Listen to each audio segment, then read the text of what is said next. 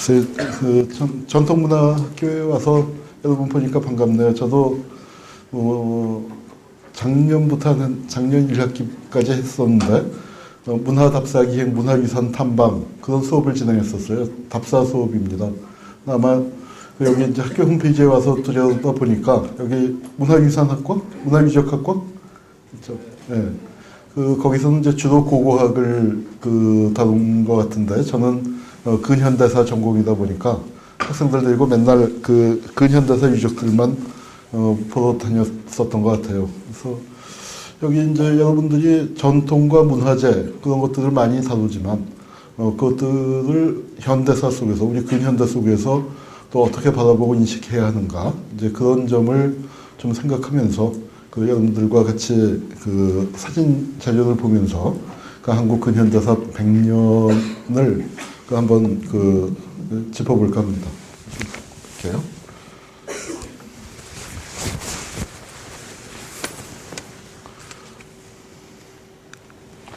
자, 누군지 알겠죠? 바로 흥선대원군입니다. 우리 역사에서 많이 논란이 되고 있는 인물이죠.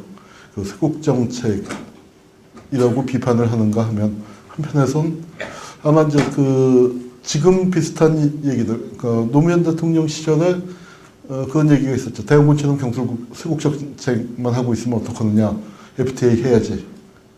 그래서 저는 그때 좀 노무현 대통령을 비판하는 글을 썼었습니다. 무턱대고 문을 열면 어떡하냐. 그리고 개화파였던 김옥균이 정권을 잡으면 대원군을 내세우려고 했었던 이유가 뭐냐. 바로 이제 그런 걸 들어가면서 세국 정책이 단지 그렇게 단순히 문만 걸어 잠그는 정책이 아니었다. 이제 그런 얘기를 할 수 있을 것 같습니다. 이게 유명한 척화비입니다. 외세가 쳐들어왔을 때 거기에 대해서 싸우는 것은 거기 외세가 쳐들어왔을 때 싸우지 않는다면 그건 화해하는 것이고 화해를 주장하는 것은 매국이다. 라고 굉장히 강력하게 외세가 침범해 들어올 때는 싸워야 한다. 라는 이제 주장을 편 것이죠. 자, 뭐 들고 있습니까? 네, 병을 들고 있죠. 지금의 이제 빈병의 효용이 별로 없지만, 저 당시에는 빈병이 굉장히 효용이 좋았을 겁니다. 방에다가 물을 떠놓을 때도 그랬고, 또 제가 어렸을 때만 해도 어머니께서 빈 양주병에다가 저렇게 물을 담아서 냉장고에다가 수돗물을 그냥 마실 수 없으니까 끓여서 식혀서 저렇게 해놓기도 했었어요. 그래서 서양 문물이 등장했을 때 우리가 갖지 못한 새로운 편리함, 이로움 그런 것들을 굉장히 많이 주었던 게 사실입니다. 그런데 그것이 꼭 그렇게 편안하고 좋은 것으로만 다가온 것은 아니었죠. 이건 강화도의 신미양요 때 사진입니다. 신미양요 때 광성보 일대에서 우리 강화도 수비대가 미군과 맞서 싸우다가 이제 패배하고 현장에서 미군이 찍은 것이죠.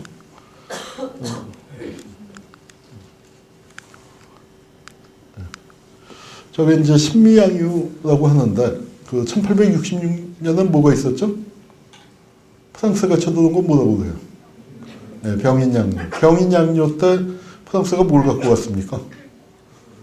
네, 우리 문화재 중에서 지금 외규장각 도서 반환 문제가 제기되고 있고 지금 영구 임대식으로 임대 조건으로 돌려받는 식으로 이제 그렇게 타격이 들어가는 모양인데 굉장히 오래 끌었었죠. 근데 이제 보통 제국주의 국가에서 이렇게 얘기를 합니다.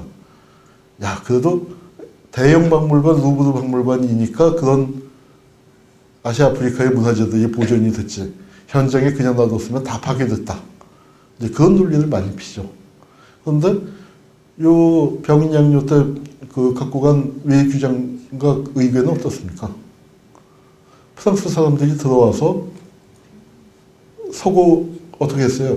그러니까 그림 그려져 있고 표지가 비단으로 쌓여져 있는 아마도 헌책방에 팔면은 동양에서 갖고 온 귀한 책이라고 돈을 받을 수 있는 그런 책 100여 권만 갖고 가고 나머지 귀중분들을 어떻게 했습니까? 불태워버렸죠. 약탈뿐만 아니라 파괴까지 하고 간 그런 겁니다. 그래서 제국주의가 그래도 우리가 갖고 갔으니까 보존이 됐다.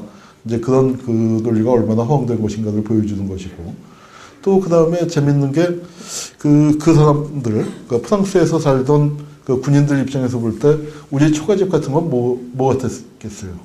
아주 뭐 무슨 그 짐승우리나 헛간처럼 생긴 그런 방으로 보였겠죠. 그리고 뭐 방 문 열고 들어가 봐야 세간살이도 별로 없는 그런 곳인데, 그 프랑스 장교 한 명이 그런 글을 남겼어요. 굉장히 자존심이 상했다고. 밤낮 프랑스 파리에서 베르사유 궁전 같은 그런 그 호화찬란한 거 보던 사람이 왜 조선의 초가집들을 자기가 불태웠죠. 불태웠는데 왜 자존심이 상했을까요? 그런 집에 들어갔더니 다 찍으러 가는 집인데도 집집마다 책이라는 게 있더라. 그 책이 있다는 사실을 보고 굉장히 놀라고 자존심이 상했다는 얘기를 한 적이 있습니다. 자, 저건 그 일본 배 운요입니다. 그 우리에게 강화도 조약, 그 바로 우리의 개항을 강제했었던 그 배죠. 근데 저 배는 그 한 10여 년 전에 그 바로 일본이 개항을 당할 때 똑같은 방식으로 저렇게 그 흑선을 끌고 와서 무력 시위를 하고 개항을 강요했던 것이죠. 저게 그 강화도에서 그 강화도에서 조약을 맺는 장면입니다. 그 왼쪽이 일본 사람이고 오른쪽이 이제 그 우리 조선의 대표들이죠. 자, 이분은 이제 왼쪽은 최재우 선생, 그리고 오른쪽은 최시호 선생입니다. 저렇게 외세가 우리에게 침략해 들어올 무렵에, 뭐 최재우 선생은 조금 더 일찍이지만 그 중국이 침략을 당하고 있다는 소식이 계속 전해 들어오고 있었죠. 그리고 우리 국내에도 그 서학, 천주학이 많이 전파되고, 그래서 거기에 대응하기 위해서 동학을 만들었습니다. 근데 최재우는 몰락 양반이었는데 이분들이 가르침이 참 기가 막힌 것이죠. 그 인내천, 사람이 곧 하늘이다. 근데 최재우 선생이 그걸 말로만 했었던 건 아닙니다. 그 자기 집에 부리던 종을 며느리로 삼았죠. 그러니까 아마 그 신분해방에서 여러 사람들이 있겠습니다만 그 부리던 종을 며느리로 삼은 사람 많지 않을 겁니다. 최시영 선생은 또 어땠냐면은, 그러니까 이제 포교를 다닐 때, 그래도 교주가 포교를 왔으니까 그 집에서 집 주인이 얼마나 또 극진하게 대접을 하려고 했겠습니까? 그래서 상을 차려왔는데, 그 숟가락을 드시지 않는 거예요. 그래서 왜 그러십니까? 했더니, 하느님이 오지 않으셨다. 아직 않으셨다고 대답을 해서, 이게 무슨 말씀입니까? 했더니, 이 집 며느리가 상 차리느라고 왔다 갔다만 하고 있지, 아직 일이 안 끝나서 부엌에 있으니까 며느리하고 아이가 오면은 그때 우리 같이 먹읍시다. 그렇게 얘기를 한 거예요. 언제? 지금부터 한 140년 전에, 150년 전에. 여러분 혹시 넘버 3라는 영화 봤어요? 넘버 3 오래돼서 안 보셨나? 송강호 알죠? 배우 송강호 알죠? 자, 송강호가 데뷔작이 넘버 3예요. 그걸로 떴어요. 근데 거기서 어떤 장면으로 떴느냐? 송강호가 거기서 조폭 두목입니다. 근데 조폭도 별 볼 일 없는 조폭이야. 쫄따구라고 해봐야 한 두어 명. 그래서 돈도 없어서 아주 삼류 여관,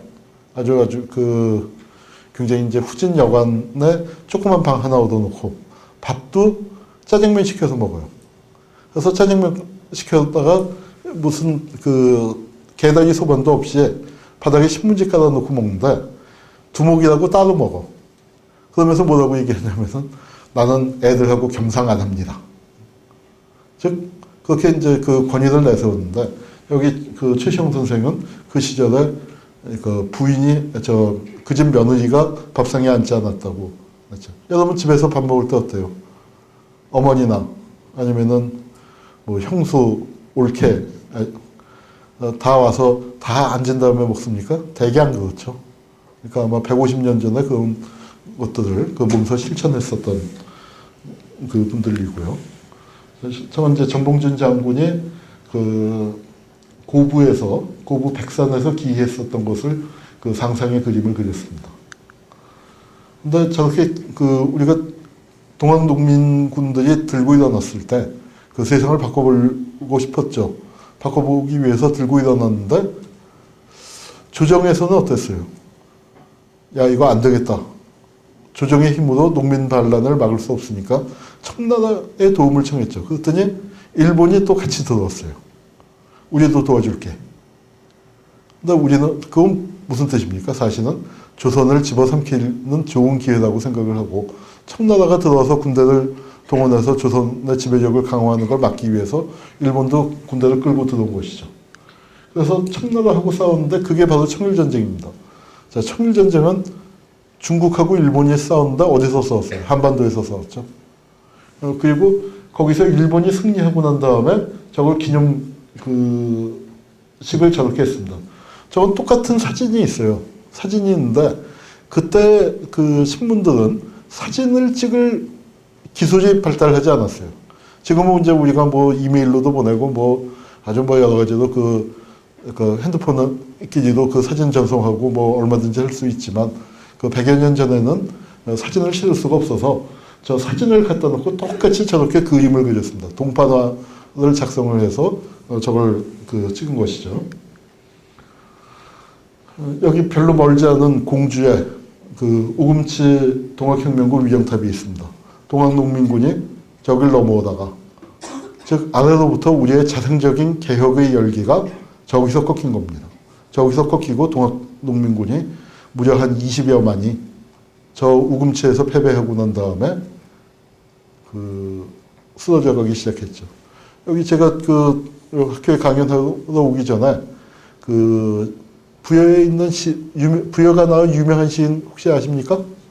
네, 신동엽 선생 생가 들렀다 왔습니다. 신동엽이 바로 저 우금치에서의 패배를 노래한 장시가 있죠. 그 시 제목 아세요? 네, 금강이라는 시를 썼습니다. 전봉주 장군이 저렇게 잡혀가는데 저가 어디냐면은 일본 영사관이에요. 그러니까 얼마나 이제 나라 힘이 없었으면 조선 사람이 국내에 있는 일본 영사관에 가서 조사를 받는다. 근데 참 그런 가슴 아픈 일이 벌어졌죠. 왜 가말 탔을까요? 왜 저렇게 들것에 앉았을까요? 전봉준 장군을 대우해서 고문을 많이 해서 다리를 쓸 수 없었습니다. 그래서 저기 들것에 실려가는 거예요. 근데 어때요? 눈빛은 아주 형형하죠. 근데 전봉준 장군은 아닙니다만 이렇게 됐습니다. 옛날에 반란을 일으키면은 그 반란에서 패하면은 저런 식으로 효수라고 그러죠. 머리를 잘라서 그 세조째 밑에다가 나무 목재를 쓰는 거예요.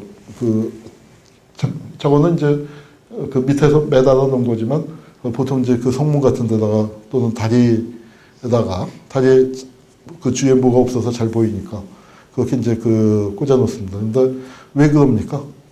까불지 말라고. 우리한테 기어 올랐다가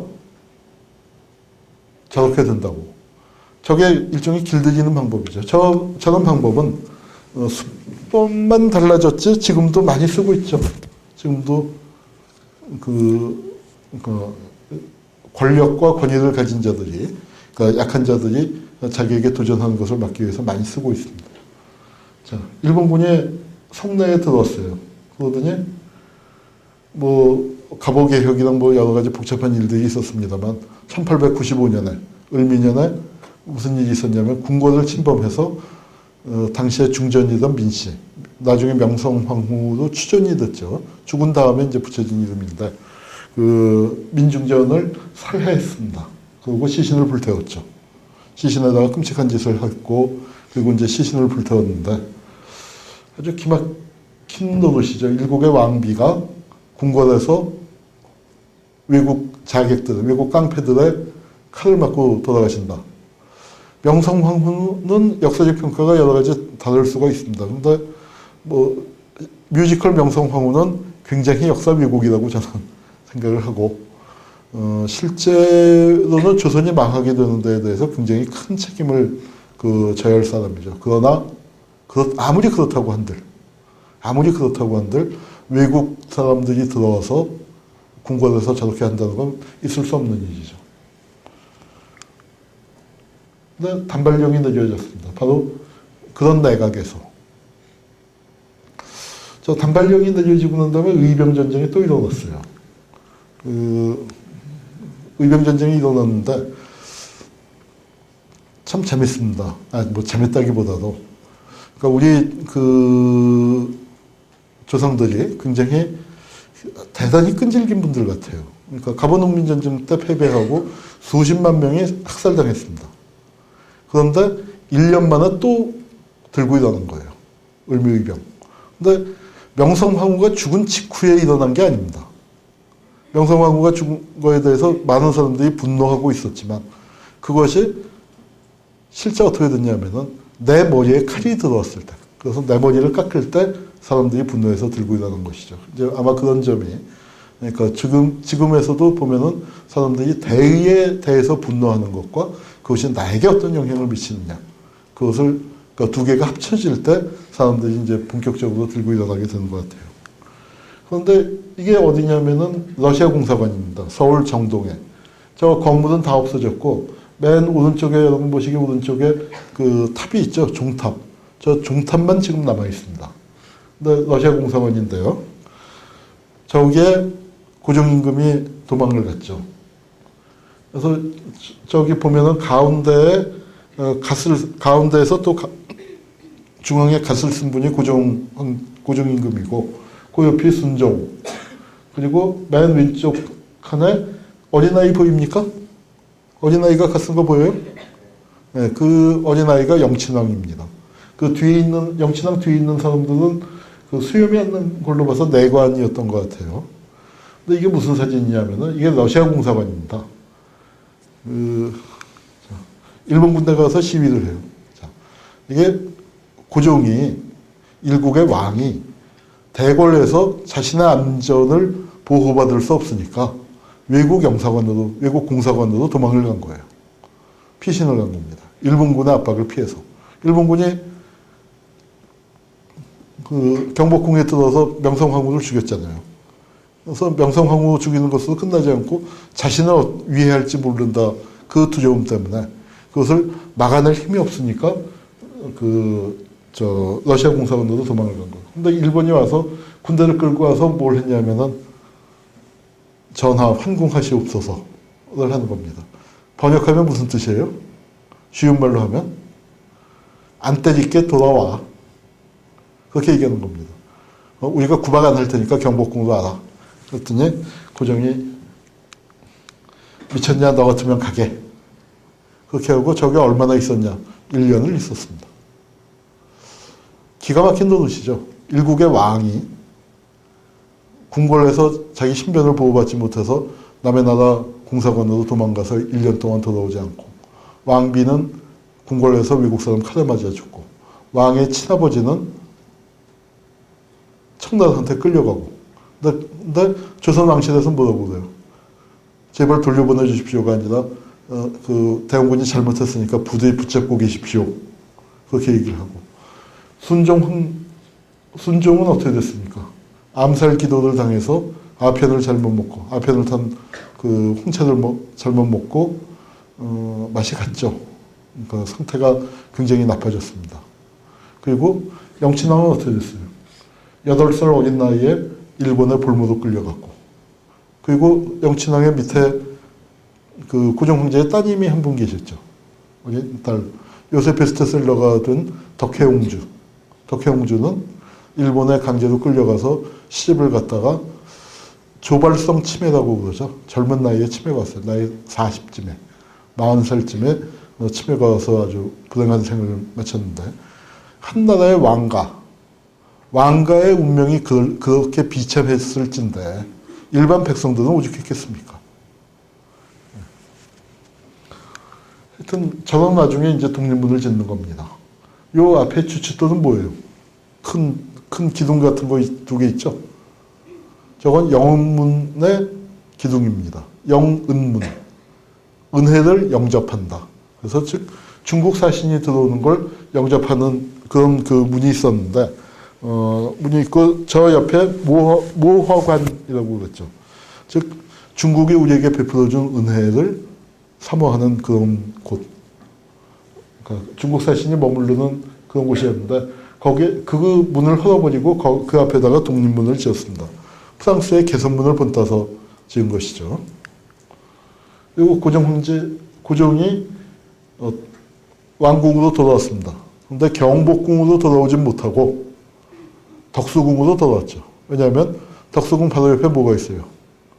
러시아 공사관도 멀지 않고 영국 공사관 바로 붙어 있고 미국 공사관 한 100m쯤 떨어져 있고 그러니까 여차직하면은 다시 외국 공사관으로 도망갈 수 있는 그런 덕수궁으로 돌아와서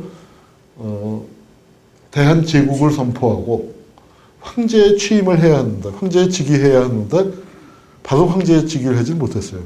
왜냐하면 중국이 청나라가 일본한테 졌지만 그래도 조선은 역시 청나라의 눈치를 봐서 황제를 함부로 칭하지 못했습니다. 그래서 대한제국인데 왕보다는 높고 황제보다는 좀 낮은 대군주폐하, 대조선국 대군주폐하라고 칭하다가 몇 년 지난 다음에 광무 황제라고 칭하기 시작했죠. 저 대관식을 갖다가 어떤 사람이 그랬어요. 대관식이라면 기뻐야 할 텐데 지구상에서 가장 쓸쓸한 대관식이었다. 그렇게 표현을 했었습니다.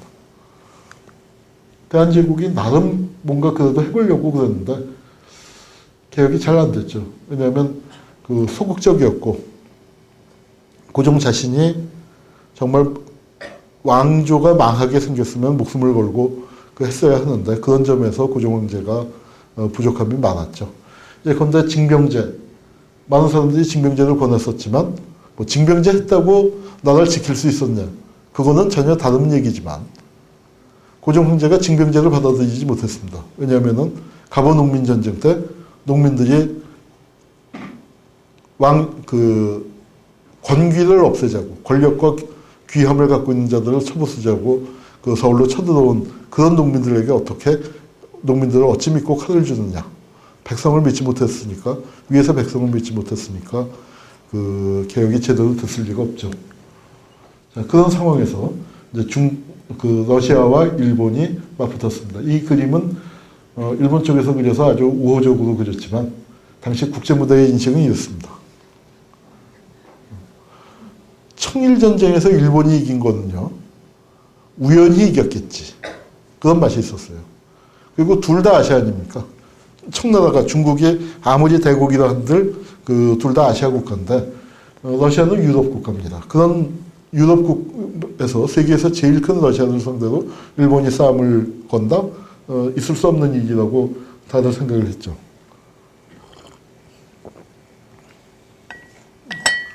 근데 막상 싸움에 붙어보니까 어떻게 됐어요? 일본이 이겼습니다. 근데 일본도 이겼지만 어때요? 굉장히 많이 죽었죠. 이게 다 묘지입니다. 일본군이 죽은. 러일 전쟁도 어디서 싸웠습니까? 조선반도에서 싸웠죠. 한반도에서 싸우고 그리고 또 만주에서 싸우고. 근데 일본군이 이렇게 많이 죽었는데 여러분 국립묘지라는 게 이제 이 무렵에 유럽에서도 생기기 시작하죠. 국가가 전쟁을 계속하니까. 여러분 조선시대에 국립묘지 있었어요? 없었어요? 네? 조선시대에 국립묘지 있습니까? 없습니까?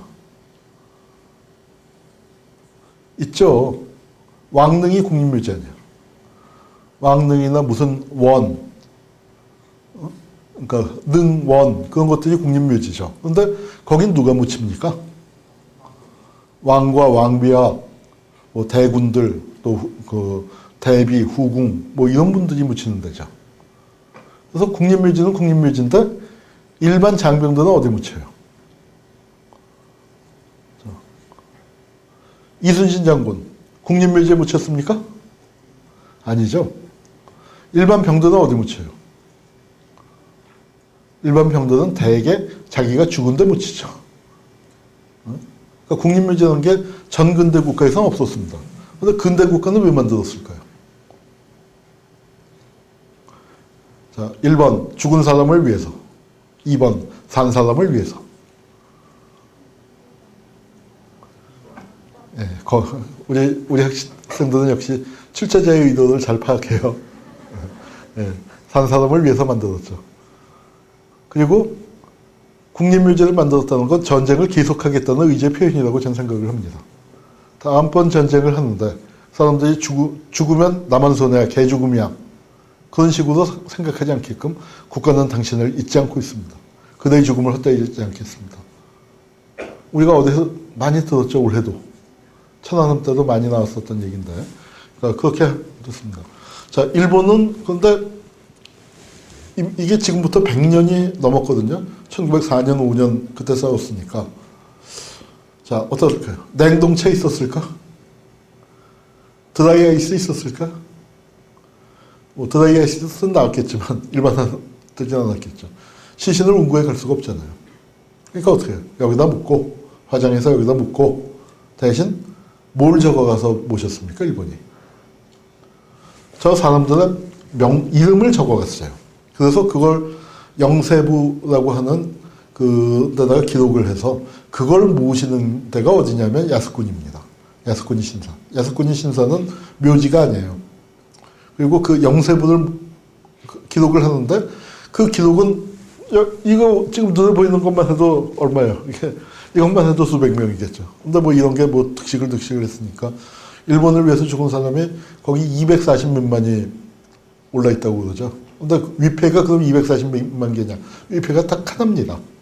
그래서 그 명단 속에는 조선인도 들어있고 뭐 대만인도 들어있고 하는데 그걸 이제 지우지 못하는 이유가 위패가 하나라서 그렇다. 이제 그런 얘기를 하고 있죠. 그 일본 국가가 발전해 나가는 데서 일본이 제국주의 국가로 발전해 나가는 데서 야스쿠니가 차지한 기능이 굉장히 큰데 야스쿠니 같은 게 왜 그런 식으로 만들어졌느냐. 여기 이제 이렇게 무덤은 여기 그 조선 땅에 있고, 위패를 모셔다가 이제 그렇게 만든 겁니다. 이게 을사조약의 원본입니다. 그래서 오늘이 며칠이죠? 오늘이네. 그죠?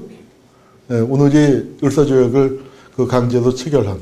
그래서 강제로 맺은 조약이라고 해서 을사늑약이라고도 합니다. 을사늑약이라고도 하는데, 바로 오늘 그러니까 몇 년 전입니까? 1905년이니까 105년 전 오늘 덕수궁에서 덕수궁 옆에 중명전. 지금은 덕수궁 밖에 있는 것 같처럼 돼 있어요. 그런데 실제는 덕수궁 안에 있었던 겁니다. 그 당시에는. 지금 이제 덕수궁 경계가 줄어들어서 그렇죠. 거기서 이제 강제로 체결한 겁니다.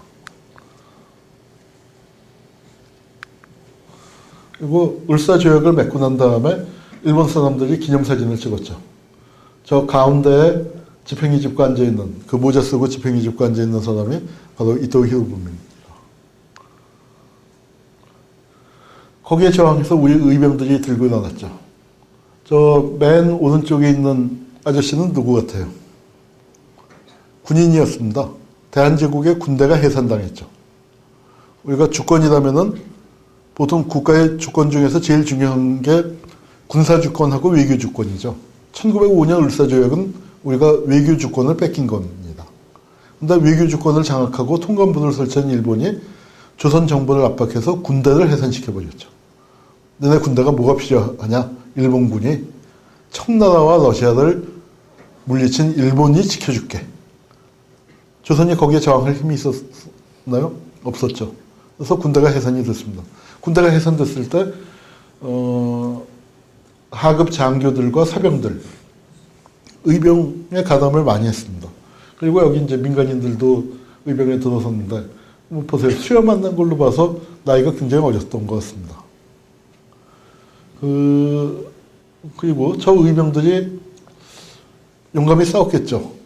일본군을 많이 무찔렀을까요? 쉽지 않았습니다. 이거는 뭐냐면은 의병을 만들었을 때 우리가 다 의병에 나선 게 아니에요.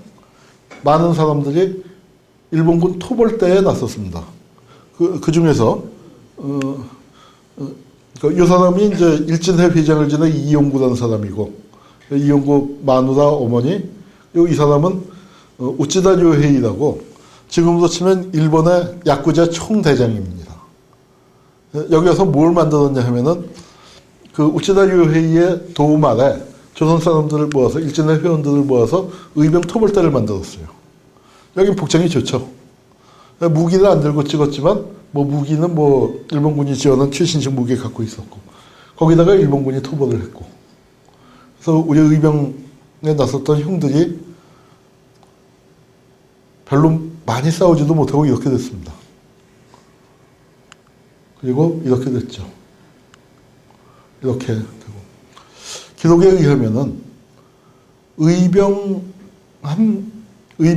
일본군 한 명을 죽이려면 의병이 한 8, 90명이 전사를 해야 일본군 한 명을 잡는 뭐 그 정도였습니다. 승패는 이미 정해져 있었죠. 근데 왜 총 들고 싸웠을까요? 그렇게 싸울 수밖에 없는 그런 역사가 또 있죠. 자, 영친왕이 이렇게 끌려갔습니다. 이토 히로부미에 의해서. 그래서 일본인으로 잡았죠. 한국말 거의 다 잊어버리고. 뭐 전화에 끌려가서 한국말 이러고는 몇 년에 한 번 방학 때 와서 쓰게 되는데 뭐 한국말 제대로 할 수가 없었겠죠. 그리고 왕자는 끌려가고 황태자는 끌려가고 일본군이 들어왔습니다. 이토 히로부미의 마지막 순간이죠. 안중근 의사입니다. 붙잡힐 때 몸싸움을 한 탓인지 단추가 떨어져 있어요. 외투 단추가 떨어져 있습니다. 근데 안중근에 대해서는 조금 얘기를 해보죠. 우리 어렸을 때 안중근 위인전 다 읽었어요? 네, 위인전 세트 들여다보면 안중근 빠져있는 위인전은 거의 없죠. 근데 여러분 어때요? 우리가 위인전에 등장하는 인물을 보고는 어떻게 해야 돼요? 보통 어떻게 하라는 뜻이죠? 그 사람을 본받아라. 그 사람처럼 되라. 그 사람처럼 살아라. 자, 근데 어때요? 안중근처럼 살면 어떻게 될까? 죽어요? 안중근이 뭘 했습니까? 이토 히로부미를 쏴주겠죠. 이토 히로부미가 누구예요? 스탈린 자식 쏴 죽인 거 아니에요. 즉 나라와 민족에게 해가 되는 자를 정의의 이름으로 처단을 하는 거죠. 흔히 얘기하는 뭐예요? 테러리스트라고 난 생각을 해요. 일부에서는 안중근이 테러리스트가 아니다라고 주장을 하지만 그는 테러리즘에 대한 굉장히 편협한 생각을 갖고 있는 거고 테러리즘이란 건 독립운동의 하나의 수단이었죠. 하나의 수단이었는데 안중근은 그것을 시행을 했었던 분이고 나는 우리가 모든 테러리스트를 함부로 비판해서는 안 된다고 생각해요. 안중근을 우리가 위인이라고 생각하면. 저 중동의 이름 없는 전사들 그 사람들에 대해서도 우리가 다시 생각해 볼 부분이 있죠. 그리고 안중근이 위인전에 들어있지만 어때요? 나는 안중근이야말로 거세된 위인이다. 그렇게 생각해요.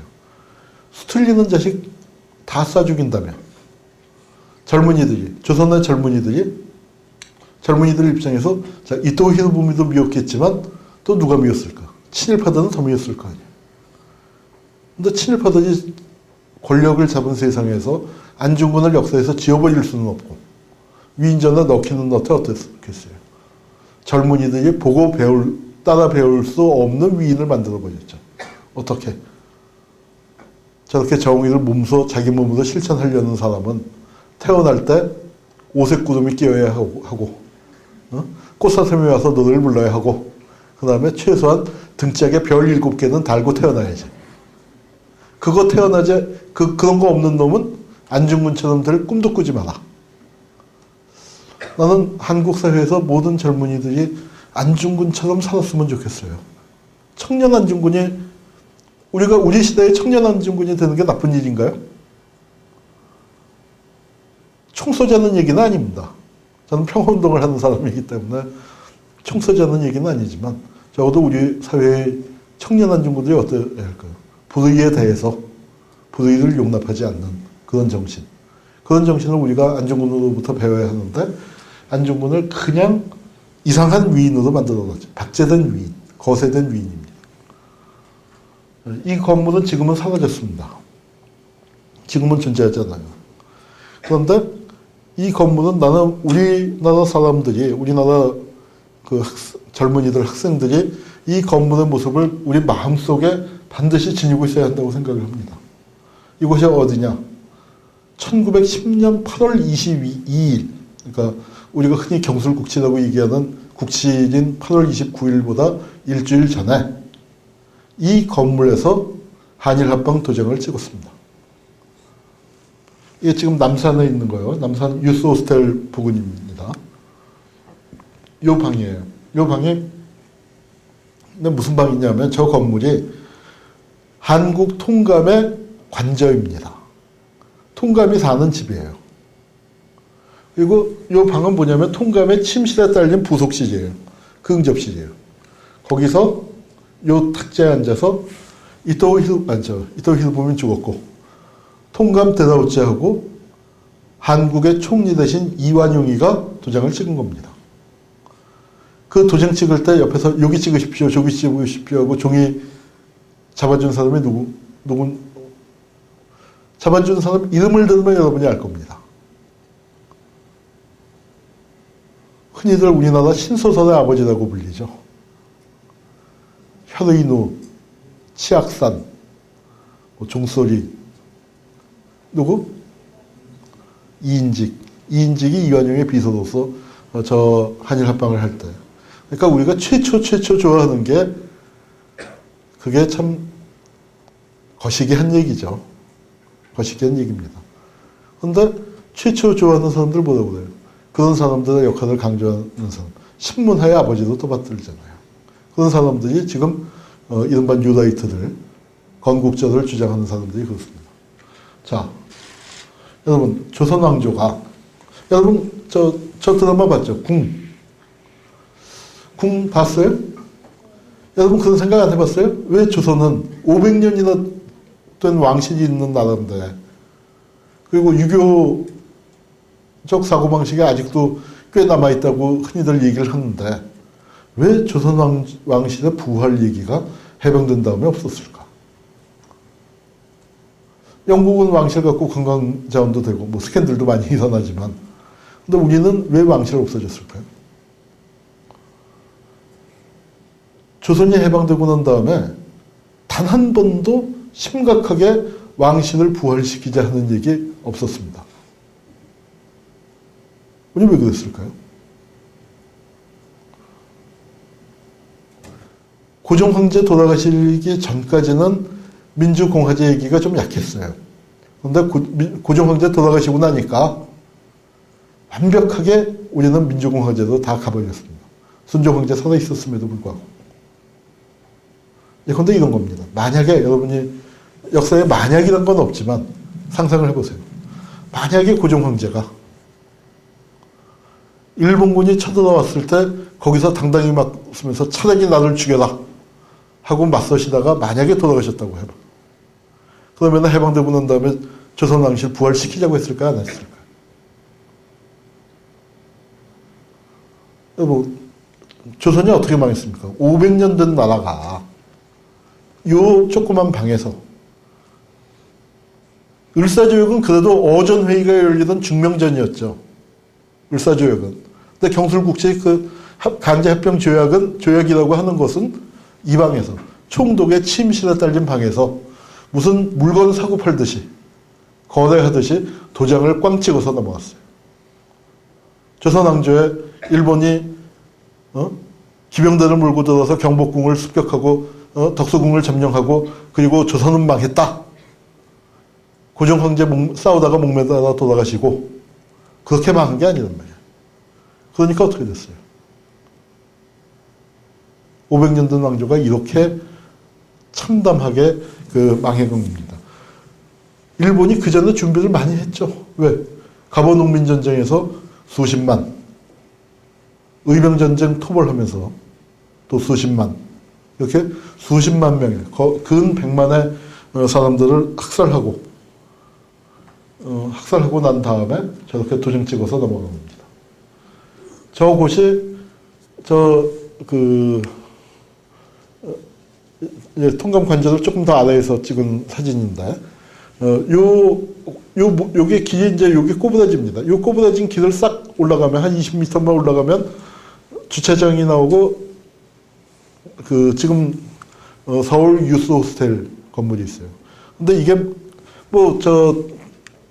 통감 관제 건물하고 유스 호스텔하고 같은 필지 안에 있습니다. 같은 필자라고 해도 맞는데, 요 유스 호스텔이 뭐였냐면은 안기부였습니다. 안기부. 중앙정보부 안기부예요. 바로 박정희 군사독재 정권, 전두환 군사독재 정권의 심장부라고 할 수 있는 군사독재를 유지시켜놓은 기관이죠. 우리가 흔히 그런 얘기를 해요. 일본 제국주의의 잔재를 청산하지 못해서 군사독재가 왔다. 그런 얘기를 우리가 흔히 하는데, 요 남산에 가면 요게 한 필지 안에 있어요. 우연히도. 그러나 저건 난 우연을 가장한 필연을 가장한 우연도 있지만 우연을 가장한 필연도 있었다고 생각해요. 군사독재와 일본 제국주의가 한 필지 안에 있다. 또 우연히 그런 일이 있어요. 어떤 게 있냐면은, 이토우 히로부미 아까 죽는 거 봤죠? 저격당하는 거. 이토우 히로부미하고 제삿날이 같은 사람이 또 있습니다. 누군지 혹시 아세요? 우리 현대사에 굉장히 중요한 영향을 미친 사람이에요. 20세기 역사에 전반기의 역사는 이토우 히로부미가 제일 큰 영향을 미쳤다면, 후반기의 역사는 이 사람이 또 못지않게 중요한 영향을 미쳤죠. 근데 둘이 우연히 제삿날이 같아요. 이토우 히로부미 제삿날을 가르쳐 드릴게요. 10월 26일. 10월 26일이 제삿날인 사람 누가 있어요? 네, 박정희가 있습니다. 일본 제국주의가 키운 군사 독재자죠. 그래서 참 역사에서 그렇게 우연을 가정해서 역사가 어떤 본질을 보여주는 순간순간이 있다고 생각을 합니다. 자, 근정전에 저렇게 일장기가 걸리고 나라가 망했습니다. 그리고 바로 저 무렵에, 저거보다 조금 빨리, 1908년부터 이제 서대문 감옥이 세워지기 시작을 했는데, 왜 저렇게 감옥을 늘렸습니까? 옛날에 이제 지금 영풍문고 자리에, 거기에 전옥소라고 해서 감방이 있었는데, 거기에는 사람을 많이 가둘 수 있는 시설은 아니었죠. 왜? 조선시대에는 자유형보다는 신체형이었죠. 저놈을 매우 쳐라. 그래서 매 때려서 내보내는, 그게 많았죠. 근데 근대로 들어오면서 감방에 가둬두는데, 근대를 가정하면서 저렇게 이제 그 근대식 감옥을 세웠는데, 저 감옥이 제일 많이 들어간 사람이 누굽니까? 아까 사진에서 보던 의병들을 폭도라고 몰아서 저기 많이 가뒀죠. 그리고 헌병대가 섰고. 자, 요건 뭐 같습니까?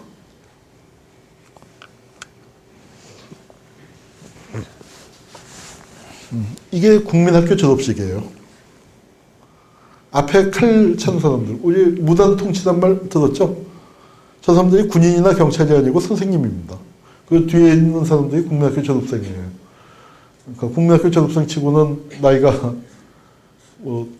여러분보다도 오히려 더 먹어 보이는 사람들도 있고 이제 그렇습니다만, 그 당시에 이제 졸업이 늦어서 그런 것 같고요.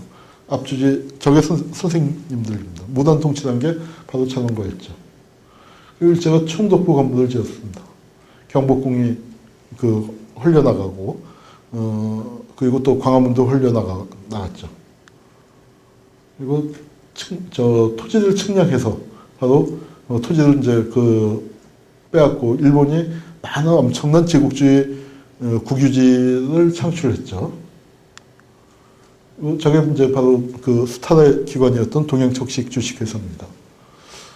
우리는 전쟁과 그 다음에 엄청난 개발을 거치면서 이 근대 유적이 많이 없어졌습니다.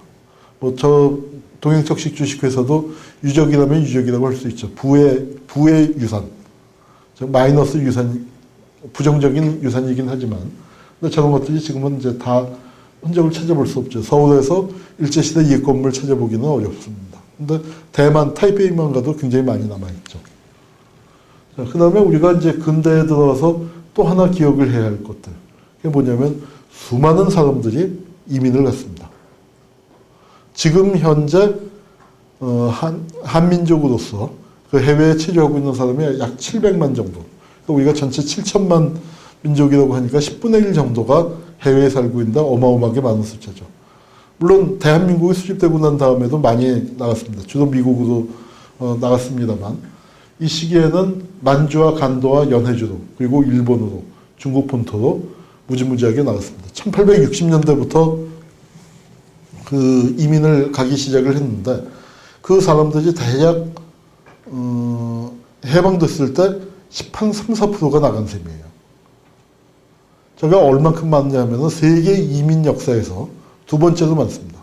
첫 번째로 많은 게 1840년대 아일랜드에 대기근이 들어왔을 때 그 직후에 한 20년 사이에 인구의 25%가 나갔죠. 가령 예컨대 케네디 같은 사람도 아일랜드 이민의 후손이죠. 근데 그거 빼놓고 아일랜드 이민이 그렇게 많이 나간 거 빼놓고는 전 세계에서 유대를 찾아볼 수 없을 정도로 많은 사람들이 이민을 갔습니다. 저 이민을 간 사람들이 이민 간 나라 입장에서 볼 땐 뭐였을까요? 지금 우리가 생각하는 이주 노동자들이죠. 대개 이주 노동자로 가서 살았던 거예요. 우리 역사 속에서 우리가 전 세계에서 가장 많은 이민을 갖고 있는 나라라면 우리가 이주 노동자를 대하는 태도에서 우리의 그 제일동포, 제미동포, 또 제중동포, 제러시아동포들이 겪었었던 여러 가지 고생들을 생각하면서 봐야겠죠. 자, 저렇게 이제 쌀을 산더미 같이 쌓아놓고 나왔습니다. 일제가 들어오고 난 다음에 쌀 생산량이 굉장히 많이 늘었습니다. 그것만 따져보면 우리가 발전한 것 같죠. 그런데 그 쌀 생산량이 는 이유는 뭐냐면 다른 작물을 재배를 안 하고 쌀만 생산했기 때문에. 즉 경작이 미작 단일화라고 그러죠. 그 쌀로 편중이 되기 시작을 했고 그 다음에 또 중요한 건 뭐냐면은 1인당 쌀 소비량은 확 떨어졌습니다. 왜? 조선에서 생산된 쌀을 일본으로 수출했기 때문에 1918년에 1차 대전이 끝날 직후에 일본에서 쌀 소동이 있었습니다. 그래서 일본의 쌀 부족을 해결하기 위한 수단으로 조선에서 쌀을 증산해서 일본으로 많이 수출하겠죠. 그래서 부여에서 조금 더 내려가면 군산 있죠. 군산, 목포 그건 저기 유명한 쌀 수출 항구였습니다. 저 사진이 아마 이게 군산이었던 것 같은데 아마 군산일 거예요. 그래서 뭐 그쪽에 일본 군산 가면 아직도 일본식 집들이 많이 남아 있죠. 그래서 이제 그 군산 목포 그쪽이 일본으로 쌀을 수출하는 항구로서 발전을 했다가 2차 대전 이후에는 상당히 퇴락하게 되는 이제 그런 운명에 처해집니다. 또 마찬가지로 쌀이고, 자 일제 시대에 저렇게 이제 농민들이 그 농촌에서 생활이 대단히 어려워졌기 때문에 도시도 많이 올라왔죠. 근데 도시에 근대적인 산업은 발전하지 않았으니까 어떻게 돼요? 도시 외곽에 저렇게 움막집을 짓고 살았습니다. 저게 움막집이에요. 움막집 중에서는 저거 그래도 괜찮은 편일 겁니다. 가만히가 여러 장이잖아. 가만히 한 장 있는 데는 땅 파고 사는 거죠. 땅 파고 위에 한 장만 덮고. 근데 그렇게 되면 비 오거나 뭐 그러면 물 차니까 또 이제 굉장히 힘들고 뭐 저것도 굉장히 힘들고 저렇게들 도시 빈민들이 대규모로 형성되기 시작을 했습니다. 그리고 일본에서는 관동 대지진이라는 게 있었는데 동경에 큰 지진이 일어났죠. 그 지진이 일어났을 때 조선인들을 일본 사람들이 많이 학살했었습니다. 그런 장면이고 마찬가지고. 요건 어딘지 혹시 아시겠어요? 남산입니다. 남산에 조선 신궁을 지었죠. 신사 중에서 큰 거를 신궁이라고 하는데 조선 신궁을 지었는데 지금 신궁의 본당 저 맨 위쪽에 어디냐면은 지금 남산 식물원쯤 되는 됩니다. 그 앞에 광장이 그 지금 안중근 기념관 있고 하는 그런 자리고. 그래서 이게 쭉 내려오는 데가 저 가운데가 중광장, 그래서 백범 광장이고 남산 야외음악당이 있는 그런 쪽이고. 요 돌계단은 지금도 남아있죠. 그래서 중간쯤에 이제 저 위쪽이죠. 저 위쪽에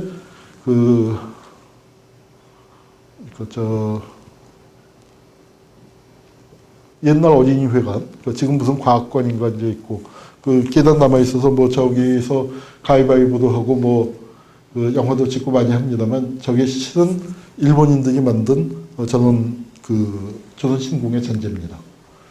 신궁 자리고요. 그 돌계단을 밑에서 찍은 거고. 그 계단으로 학생들이 참배 올라오는 광경입니다. 저 밑에까지 있죠. 아마 저 맨 밑은 남대문쯤 될 거고, 거기서부터 학생들이 저렇게 꾸역꾸역 신사참배를 강요받아서 이제 올라오고 있는 거죠. 한국신민서사탑이라는 것이고, 청황이 있는 궁궐을 향해서 저렇게 이제 절을 하는 모습입니다. 뭐 아마 가정집에서 연출 사진인 것 같지만, 그래도 가정집에서까지 동방유배라고 하는데 동쪽을 향해서 절을 하는, 멀리 동쪽을 향해서 절을 한다는 뜻입니다. 자, 요 왼쪽에 이제 내선일체라고 썼죠. 그리고 내선일체의 상징으로서 조선 사람들이 창씨 개명을 하라고 합니다. 자, 이 성에 대한, 성과 시에 대한 개념이 일본하고 조선이 틀려요. 조선은 조선은 평민들이 성을 갖고 있었습니다. 근데 일본은 어때요? 평민들은 성이 없었어요.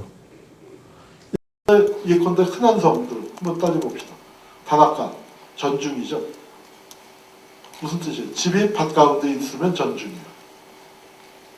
나카가와, 중천, 냇물 중터 중간쯤에 있으면 집이 있으면 그거예요. 이노우에, 집이 우물 뒤에 있으면 이노우예요. 일본 수상 지낸 사람의 이노카이라고 있습니다. 한자로 견양이야. 집에서 개를 키운다고 이노카이 씨가 된 거예요.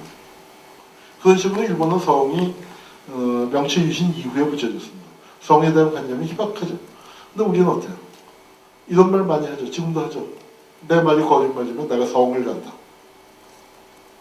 성에 대한 관념이 대단히 강합니다. 그런데 조선 사람에게 성을 가려고 했어요. 우리 입장에서는 있을 수 없는 민족 말살 정책이고 우리 정체성에 대한 중대한 훼손이고 침해였습니다. 근데 일본 사람들 입장에서는 뭐예요?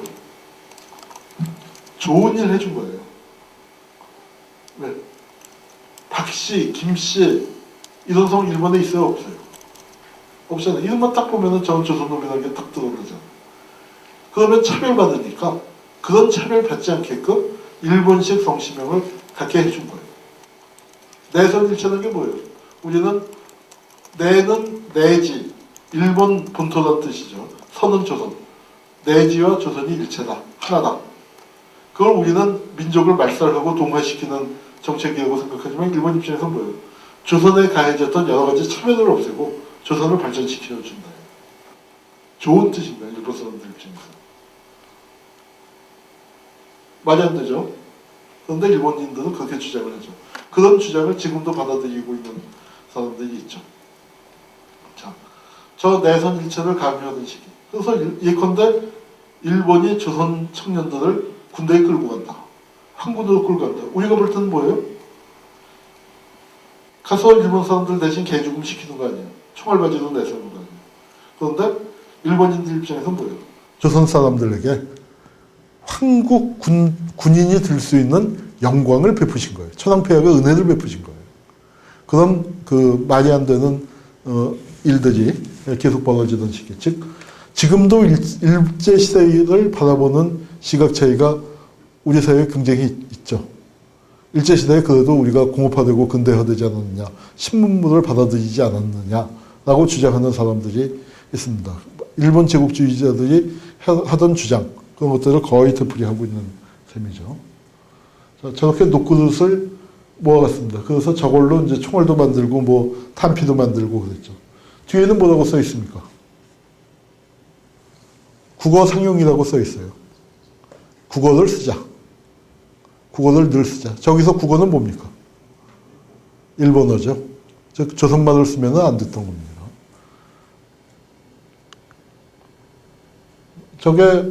저 건물 혹시 어딘지 아시겠어요? 저게 동아일보사입니다. 지금 광화문 그 네거리에 있는 동아일보사인데, 지금은 2층을 더 지어서 5층이죠. 근데 여기 이제 3층인데, 보도보국이라고 써 있고, 또 내선일체라고 써 있습니다. 이건 내선일체, 보도보국. 보도로서 나라에 보답한다. 여러분, 그 조선일보, 동아일보가 친일했었다 하는 얘기들 많이 들으셨죠? 천황사진도 싫고, 하여튼, 그 여러 가지 친일 논설들 많이 실렸습니다. 그런데도 일본이 조선어 신문을 용납하지 못해서 신문을 강제 폐간했죠. 1940년도에. 일제가 망하기 5년 전에 강제 폐간을 시켰는데, 그 폐간되던 날, 그 동아일보 사원들이 신문사 앞에서 저렇게 단체 사진을 찍었습니다. 자, 아까 국어 성형 얘기가 나왔지만, 이런 아이들이 바로 머리 감고 저 책을 들고 배우고 있죠. 바로 여러분의 할아버지 세대일 겁니다. 대략 1930년생, 30년에서 5, 6년생, 그 세대들이 저런 교육을 아주 굉장히 많이 받았습니다. 20년대 후반부터 30년대 중반생들이 저런 교육을 많이 받았어요. 저 세대들은, 물론 집에서는 조선말을 썼겠지만, 공식적인 언어를 일본말로 배웠습니다. 우리 아버지 세대들 일본어 책을 읽는 게 더 편하다고 하시는 분들 많았었죠. 군국주의 교육을 상당히 받았습니다. 여학생들조차도 저렇게 목검을 들고 미군이 상륙하면 목검을 들고 싸운다 하는 입장에서 저렇게 그 목검 훈련을 많이 받았었습니다. 그리고 저런 아이들이 소년병으로 드는 거죠. 그래서 일본이 저렇게 그 소년병들을 마구 육성을 했죠. 보세요. 아주 앳된 표정이죠. 근데 저게 육군 소년병 학교, 육군 소년병 항공학교입니다. 저 학교를 나온 친구들이 뭐가 돼요? 저게 바로 가미가제가 되는 거예요. 그럼 가미가제가 40대, 50대가 아닙니다. 나이 40, 50 먹은 사람 보고 비행기 몰고 적진에 처박아라? 안 하죠. 근데 17, 18 먹은 애들 그거 하는 겁니다. 그 아이들을 바로 저렇게 15살, 16살 때까지 군국주의 교육을 엄청나게 시키는 거예요. 그런데 그러다가 갑자기 해방이 됐죠. 예컨대 1930년생, 지금 나이 80입니다. 우리 나이로 81죠. 우리 어머니가 1930년생이신데 그 세대들 가만 생각해 보면 그래요. 바로 해방될 때 15살 군국주의 교육을 제일 세게 받은 거예요. 그 다음에 16살, 17이면 비행기 줘서 들이받게 하는 그런 나이니까 군국주의 교육을 정말 최고로 받았죠. 그런데 일본은 어떻게 됐어요? 전쟁에서 지고 나니까 우선 전쟁이 잘못된 거구나. 전쟁 부추기는 놈들 때문에 그 놈들 따라서 덩달아 우리가 전쟁을 했다가 이렇게 개고생을 하는구나. 그런 의식이 국민들 사이에 퍼졌고, 미국이 들어온다면 어떻게 했어요? 군국주의 교육의 물을 굉장히 빼느라고 노력을 했죠. 인권교육, 평화교육, 민주시민교육을 미국이 많이 했습니다. 그런데 우리는 어땠어요? 그런 교육을 못 받았어요.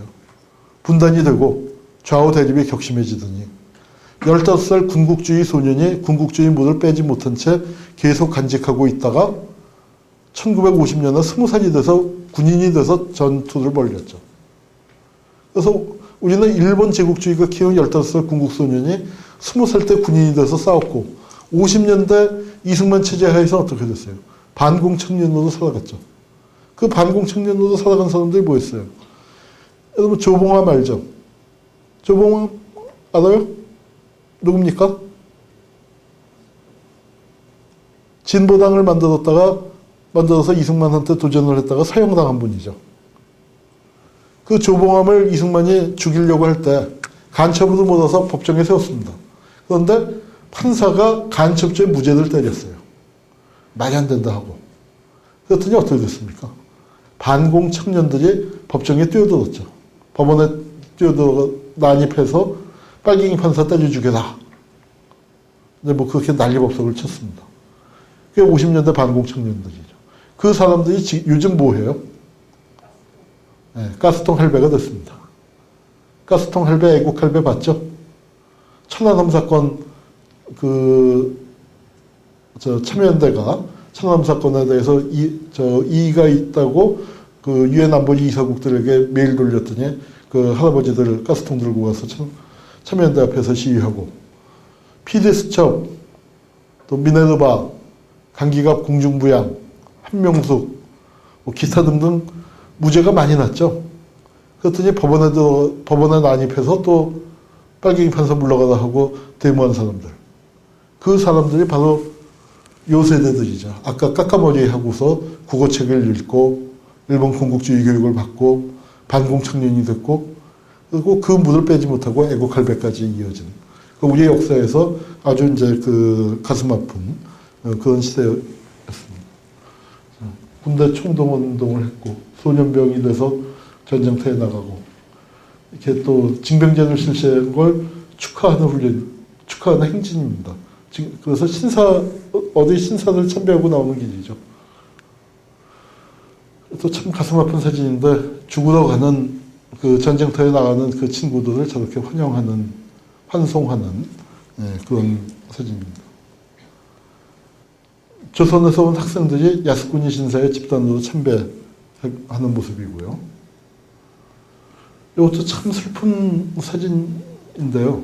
여기 보면은 그 미츠야마 후미히로라는 이름을 가진, 그러나 원래 조선 사람으로 탁경현이라는 그 조선 청년입니다. 가미가제도 나가서 죽었습니다.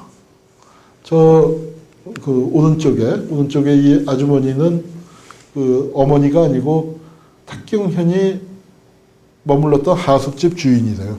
근데 나중에 이제 얘기를 들어보니까 그 무슨 노래인지는 모르는데 그 출격하기 전날 밤, 그러니까 탁경현이 죽기 전날 밤 밤새 슬피 울면서 노래를 불렀다고. 자기가 무슨 노래인지 모르지만 노래는 기억한다 하면서 불러줬는데 그게 아리랑이라는 거죠. 자, 나라를 빼앗긴 조선 청년은 가미가제로 나가서 죽었습니다. 그 가미가제는 친일파예요, 아니에요? 우리가 흔히 친일파라고 생각을 하기가 쉽죠. 이 사람의 고향이 사천인데, 그 어떤 일본 여배우가 탁경현이 그렇게 죽었다는 걸 알고 추모비를 세우려고 했더니 사천 시민들이 또 반대를 해서 세우질 못한 그런 일도 있었습니다. 하여튼 뭐 추모비를 세우는 게 맞는지 틀린지 모르겠습니다만 어쨌거나 참으로 슬픈 이야기죠. 나를 빼앗긴 청년들. 자, 징용에 끌려갔습니다. 징용에 끌려간 사람들이 저렇게 고생을 했죠. 뭐 남해에 끌려가서 탄광으로 가든지 바깥에서 토목공사하든지 뭐 저런 일들이 제일 많았습니다. 규슈의 어느 탄광에 쓰여 있던 거예요. 그 막장에. 일본 제국주의가 우리 조선 젊은이들을 저 끝에 몰아넣는데 그 속에서 거기서 쓰여져 있던 낙서입니다. 어머니 보고 싶어요. 배가 고파요. 고향에 가고 싶다. 근데 고향에 오지 못한 사람들이 많습니다. 저게 유골인데 방치되어 있는 유골이 많아요. 저 유골을 봉안해 오는 작업을 지금 많이 하고 있습니다. 최근 들어서 국가가 조금 나서기 시작했죠. 노무현 정부 때부터. 그러니까 그래서 그 강제동원 진상규명위원회 거기서 하기 시작을 했는데 아직도 방치되어 있는 유골이 많고 민간 차원에서 유골 송환 작업을 벌이고 있습니다. 저는 이제 독립운동 하던 분들이 일본한테 이제 잡혀가는 모습이고요. 고종 황제가 돌아가시기 전날 찍은 사진입니다. 뭐 상태가 좋아 보이진 않지만 그렇다고 또 당장 오늘 밤에 돌아가실 것 같진 않죠. 근데 저렇게 거동을 하시던 분이 갑자기 돌아가셨기 때문에 독살설이 광범위하게 퍼졌습니다. 뭐 거의 역사학계에서는 많이 사람들이 사실로 믿고 있는데 뭐 당시에 부검을 하거나 그런 게 아니기 때문에 뭐 확실하게 밝힐 수는 없는데 고종 황제가 참 뭐 역사적 평가가 여러 가지 있을 수 있겠지만 저는 굉장히 무능하고 또 나라가 망하는데 책임을 질 일이 많은 분이라고 생각을 해요. 그런데 그래도 고종 황제 돌아가시니까 어때요? 슬프잖아요. 그래서 우리 백성들이 덕숭 앞에 모여서 저렇게 절을 하고 했습니다. 저거 참 가슴 아팠어요. 노무현 대통령 장례 때. 전 노무현 대통령이 잘못한 것도 참 많은 분이라고 생각을 해요. 그런데 일본 놈들도 고종 황제 돌아가셨을 때 백성들 와서 절하고 추모하는 거에 경찰 동원해서 막거나 그러진 않았거든요. 거기 버스 뺑 둘러서 사람들 모이게 그렇게 하진 않았었는데 참 가슴 아팠죠. 이 장례가 이렇게 나가면서 이게 어떻게 됐습니까? 이게 3.1운동으로 발전을 한 거죠. 아까도 얘기했지만 그런데 고종 황제의 죽음을 우리가 슬퍼해서 모였지만 고종 황제의 죽음이라는 게 우리에게는 뭡니까? 조선 왕조가 우리에게 끝난 겁니다. 우리 가슴 속에서 1910년이 아니라 1919년에 끝난 겁니다. 그리고 그 다음에 뭐예요? 대한민국이죠. 대한으로 망했으니까 국호를 대한으로 잡았습니다. 대한으로 망했으니 대한으로 일어나자. 그런데 제국이 아니라 우리는 민국이다. 고종 황제 돌아가셨기 때문에 아마 우리 임시정부가 별다른 고민 없이 아주 쉽게 대한민국으로 진행이 된 것 같아요. 기생들도 나와서 데모를 했다고 그러죠.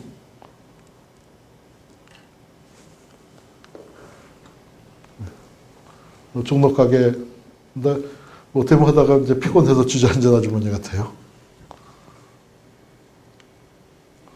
상해 임시정부입니다. 그리고 왼쪽은 이승만, 젊은 시절의 이승만이고 오른쪽이 이동휘예요. 이동휘가 누굽니까? 나라가 망할 때는 강화도에 군대 해산 당시에는 강화도에서 이제 장교도 있다가 거기서 바로 애국개몽운동과 의병을 하다가 중국 노령으로 망명을 했고 거기서 사회주의를 접하게 되면서 우리나라 최초의 사회주의 정당인 한인사회당을 창당해서 당수가 된 분이죠. 그리고 상해 임시정부가 만들어졌을 때 상해 임시정부의 초대 국무총리였습니다. 상해 임시정부는 그럼 어떤 정부예요? 공산주의자가 국무총리였던 정부. 우리가 흔히 좌경용공이라고 하죠. 용공이라는 건 뭐예요? 공산주의의 존재를 용납한 게 용공인데 상해 임시정부는 용공 수준이 아니라 뭐예요? 연공이죠. 연공. 공산주의자가 들어와서 국무총리라는 요직을 맡은. 이승만이 대통령이었지만 사실상 상해에 있지 않았죠. 미국에 거의 대부분 있었죠. 그러다 보니까 임시정부를 실질적으로 이끈 분은 바로 이동희 선생이었습니다. 그러니까 그건 임시정부가 대단히 출발 당시에 아주 진보적인 성격을 갖고 있었다. 얘기고요. 앞에 앉은 분, 이분이 김저진 장군입니다. 청산리 전투를 벌이기 직전 모습이죠. 그리고 이건 1920년대, 25년도에 조선공산당이 만들어졌었습니다. 우리 역사에 공산당이 지하당으로서 만들어진 시기가 있었죠. 그리고 독립운동에서 아주 중요한 역할을 수행을 했는데 저게 일제시대 동아일보에 저 사건이 터지고 난 다음에 일제한테 발각이 돼서 이 사람들이 이제 체포가 됐는데 그때 동아일보가 보도한 거예요. 그래서 그 사람들 사진을 이제 다 일일이 구해다가 이렇게 실었는데 그만큼 관심이 높았던 얘기죠. 그리고 이게 지금처럼 신문이 32면 뭐 40면 나올 때가 아닙니다. 그때는 신문이 한 면씩, 그러니까 하루에 4면 나올 때예요. 그때 2면 이상을 조선공산당 사건을 보도를 했고, 저렇게 며칠씩 중요하게 했습니다. 그만큼 조선공산당의 창립과 피검, 그거는 당시 이제 조선사회에 굉장히 큰 충격을 줬고, 또 조선공산당 당원들 중에는 당시에 신문기자가 굉장히 많았어요. 조선의 지식인들이 갈 데가 없었거든요. 신문사밖에는. 그 당시에 뭐 지금도 신문사에 들어가는 게 굉장히 어렵지만 지금 뭐예요? 고시도 있고 대기업도 있고 뭐 교수가 돼서 뭐 대학원 가기도 하고 그런데 그때는 거의 대부분의 지식인들이 지식 청년들이 신문사로 몰릴 때였죠. 그러다 보니까 신문 기자들 중에 또 당원들이 공산당 사건으로 걸린 사람들이 많았고 그러다 보니까 기자들이 또 더 크게 써줬고 이제 그렇습니다. 이 사진 이거 우리가 꼭 기억해야 할 사진입니다. 이 사람 누군지 혹시 아는 사람 있어요? 내가 상품 하나 걸게. 내가 쓴 책 중에서 한 권 사인해서 줄게요. 누군지 몰라요? 책 한 권 굳었다고 내가 좋아해야 하나? 아니면 여러분이 이걸 아는 사람이 한 명도 없다고 섭섭해야 하나? 우리나라에서 최초로 고공농성을 한 분입니다. 근데 여성이에요. 치마 저고리 입었죠? 강주종. 그 이름 여러분들이 꼭 기억해 주길 바랍니다. 저 사진을 자, 저게 어디냐면 을밀대. 서울에 가면 을밀대는 냉면집 있죠. 저기서 따온 이름인데 평양에 있는 2층 누각입니다. 여기 사람 머리가 보이잖아요. 그러니까 밑에서 찍는데 지나가던 사람의 머리가 찍혀서 지붕이 같이 찍힐 정도니까 과히 높지 않았을 겁니다. 뭐 높이가 바닥에서부터 지금 저 사진 비춰지는 저 높이 정도 됐을까? 근데 요 지붕을 넘어가면 요 용마로 넘어가면 저 뒤로는 절벽입니다. 한 20m 되는 절벽이니까 꽤 높았죠. 그렇지만 이쪽은 별로 높지 않았어요. 근데 저기 올라가서 8시간인가 버텼습니다. 2층 높이에서 8시간인가 9시간을 버텼는데 조선 팔도가 뒤집어졌어요. 강주종이 저때 주장한 건 뭐냐면 평양의 그 고무공장 여성 노동자들의 임금을 인하하려고 했습니다. 임금을 인상해달라고 올라간 게 아니고 인하하려고 하니까 그거 심하다 하고 올라갔어요. 그리고 저기 올라가서 뭐라고 얘기했냐면 내 하나 임금을 깎는 거라면 받아들이겠다. 근데 나 하나 임금을 깎는 게 아니라 내 임금을 깎으면서 우리 공장 임금을 깎을 것이고 우리 공장 임금을 깎으면 평양에 있는 저 고무신 공장인데 고무공장이 여러 개 있었을 거 아니야. 그 고무공장 여성 노동자들의 임금이 전부 다 깎일 것이고 그렇게 되면 평양 시내에 있는 노동자들의 임금이 다 깎일 것이고 궁극적으로 조선 팔도에 있는 노동자들의 임금이 다 깎이게 된다. 그렇기 때문에 나는 싸운다. 그리고 나를 강제로 끌어내리려고 하면 나는 뛰어내리겠다. 저기서 8시간을 싸웠습니다. 조선 팔도가 뒤집어졌어요. 오죽했으면 여성의 몸으로 저기 올라가서 싸웠겠냐. 남편은 독립군이었습니다. 남편은 독립군이었고 독립군으로 싸우다 죽었고 그 부인은 여성 노동자가 돼서 우리나라 최초의 여성 노동운동을 폈어요. 그래서 결국 그 강주종은 구속이 됐지만 강주종의 요구사항은 관철이 됐습니다. 임금 인하를 막아냈어요. 근데 강주종은 저렇게 붙잡혀가서 옥중에서 또 계속 싸우면서 단식을 하다 한 1년쯤 뒤에 옥사했습니다. 옥중에서 숨을 거뒀는데. 자, 어때요? 그 뒤에 이제 사진 나오겠습니다만, 김주익이라는 노동자가 또 있었어요.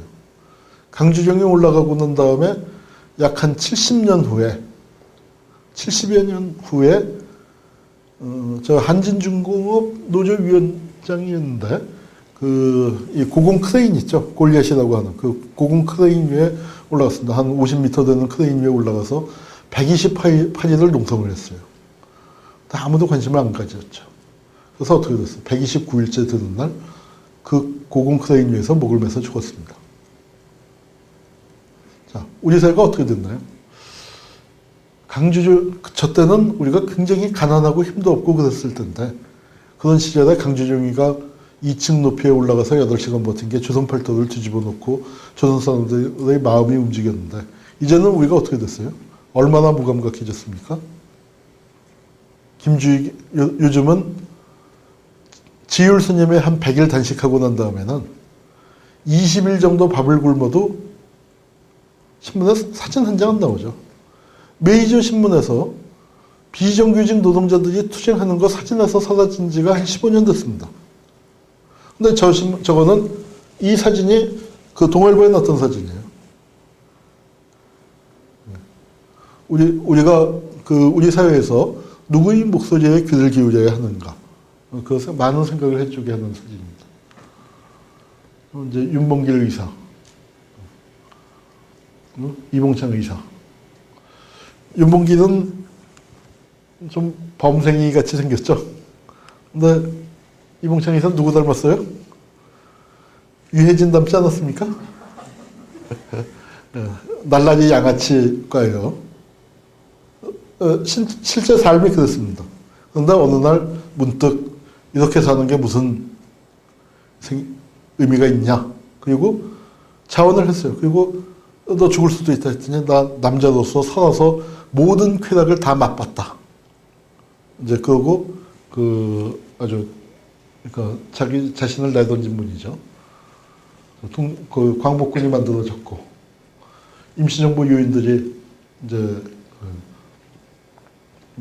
환국하기 직전에 해방되고 난 다음에 환국하기 직전에 찍은 사진이고 조선의용군이 찍은 사진이고 저거는 김일성 부대가 제 박사 논문이 이제 김일성을 갖고 썼는데 보천보라고 함경도에 있는 조그만 면사무소 소재지죠. 저길 들이셨습니다. 저길 들이셔서 완벽하게 저렇게 이제 초토화를 시켰죠. 저게 이제 경찰서에 총탄을 퍼부어서 이제 총탄 자국이 난 거고. 근데 일본 군인은 한 명도 안 죽었어요. 경찰도 한 명도 안 죽었어요. 근데 저 사건이 조선 팔도를 들었다 놨습니다. 일본 군국주의에 직접적인 피해를 준 것으로 친다면 아무것도 없다고 해도 과언이 아니죠. 그런데 왜 그랬냐? 조선 사람들의 마음을 움직였기 때문이죠. 조선 사람들이 일본한테 잔뜩 주눅이 들어서 일본은 승승장구하고 무적이고 일본이 만주를 집어삼켰는데 아무도 전 세계에서 말리질 못하고 만주를 집어삼킨 힘으로써 일본이 뭘 했냐. 대공황에서 제일 먼저 회복이 됐잖아요. 일본 경제가. 전 세계가 29년 대공황으로 허덕허덕하고 있을 때 일본부터 일어났잖아요. 그 일본의 힘에 압도돼서 조선 사람들이 깨갱하고 있을 때. 그리고 조선에서는 일본 사람들이 아까 국어상영도 하고 뭐 창씨개명도 하고 뭐 이제 이런 식으로 점점 일본 동화 정책이 심해지고 조선에서 독립운동을 하던 많은 민족주의자들이 친일의 길에 들었을 때 김일성이 갑자기 나타나서 저렇게 총을 쏴댄 거죠. 그게 주는 이미지는 뭐예요? 조선은 죽지 않았다. 조선은 살아있다. 그 이미지를 준 겁니다. 저 뒤에 김일성이 이제 나중에 산에서 내려온 다음에 사진 찍었지만 산 생활할 때는 김일성도 피쩍 말랐었습니다. 그리고 이제 이게 백두산 호랑이도 김일성을 묘사한 일본 토벌 때의 작전도죠. 그리고 이제 조선 처녀들을 일본 군 위안부로 끌고 나가기 위해서 저렇게 어린애들부터 처녀회라는 걸 만들었어요. 근로정신대로 끌고 나갔고 또 이제 저건 이제 위안부로 끌고 나가는데 아마 일본 여성들이었던 것 같아요. 저 사진은 위안부 모집 광고가 나기도 했고 저게 위안소 풍경입니다. 위안소에 가기 위해서 줄을 선 일본 군인들이죠. 위안소 풍경이고 위안소 규정. 위안소에 들어가면 뭐 군인과 육군 군인과 군속을 위한 것이다. 뭐 어떻게 해야 한다. 입장료는 얼마고 입장권은 입장권의 효력은 당일에 한다. 뭐 이제 이런 내용이 쓰여 있습니다. 같은 곳이죠. 같은 곳인데 이 사진 좀 흐립니다만 군의관하고 간호원이 서 있어요. 왜 서 있냐? 위안부 여성들이 검진을 받으러 옵니다. 그래서 이게 검진대요. 이 계단으로 올라가서 저기 앉아서 이제 성병에 걸렸는지 검진을 받는 거죠. 아까 있었던 군의관과 그런 사람들이 검진하는 겁니다. 이 장면이 저는 일본군 위안부 문제에서 굉장히 본질적인 문제라고 생각해요. 왜 일본이 일본군 위안부를 만들었을까요? 굉장히 야만적인 제도죠. 근데 야만적인 제도를 야만인들이 만든 게 아니에요. 물론 이제 우리가 궁극적으로 그런 걸 야만인이라고 부르겠지만 대일본 제국의 가장 우수한 아들들이 만들었습니다. 일본 육군사관학교 우등으로 졸업한 사람들, 일본 동경대학 아주 우등으로 졸업한 사람들, 그런 사람들이 만든 제도예요. 여러분 아까 러일전쟁 사진 봤죠? 또 시베리아 출병이라는 게 있었습니다. 일본이 전쟁을 해보니까 이때 성병이 무지무지하게 무섭다는 걸 알았어요. 자, 우선 전쟁에 나간 사람들이, 병사들이 전쟁 스트레스를 많이 받죠. 내일 죽을지 모르고 공포가 있고 죽어나간 사람들 보면서 뭐 여러 가지 생각이 들 때 그걸 잊게 해주는 최고가 뭐냐? 섹스였단 말이에요. 그래서 전쟁터에서 군인들에게 섹스를 공급해 줘야 한다고 일본인들이 생각했어요. 그건 동서고금을 막론하고 모든 대부분의 지휘관들이 그렇습니다. 그래서 전쟁터에 부대가 가는 곳에는 늘 그런 여성들이, 매매춘하는 여성들이 왔다 갔다 하게 마련이죠. 그리고 부대는 그걸 당연하게 여기고 또는 묵인하고 가는 거죠. 그런데 일본은 그게 좀 달랐어요. 그걸 국가가 적극적으로 개입해서 자기 일로 했다는 거죠. 근데 그걸 왜 했냐? 자, 성을 공급해줘야 하는데 그 당시에는 페니실린도 없었고 항생제 나오기 전입니다. 성병에 걸리면 대책이 없어요. 근데 군대에서 아까 전사한 거 봤죠? 그거 전사하면 어떻게 돼요? 묻어버리면 되잖아. 그리고 다른 사람들에게는 정신교육하지. 자, 우린 이제 원수를 갚자. 복수하자. 그렇게 하면 이제 게임 끝이란 말이에요. 그런데 성병에 걸려서 기동을 못하게 되면 어떻게 돼요? 죽으면 묻어버리면 되는데 이건 버릴 수도 없잖아요. 근데 지금처럼 차가 많았던 것도 아니고 부대가 이동할 때 그러면 이놈을 어떻게 해야 돼? 버리고 갈 수 없잖아. 산 놈을. 그러니까 들것에다가 눕혀갖고 그걸 들고 가야 하는데 뭐 가까운 데면 2명이 들지만 먼 거리를 행군하려면 2명이 못 듭니다. 4명이 있어도 힘들어. 뭐예요? 한 놈 성병 걸리면은, 성병 걸려서 심하게 걸려서 움직이지 못하면은 4명이 그 놈을 들고 뛰어야 하잖아요. 그건 뭐예요? 결국 성병 1명 걸리면은 5명이 전투력을 상실한다는 얘기입니다.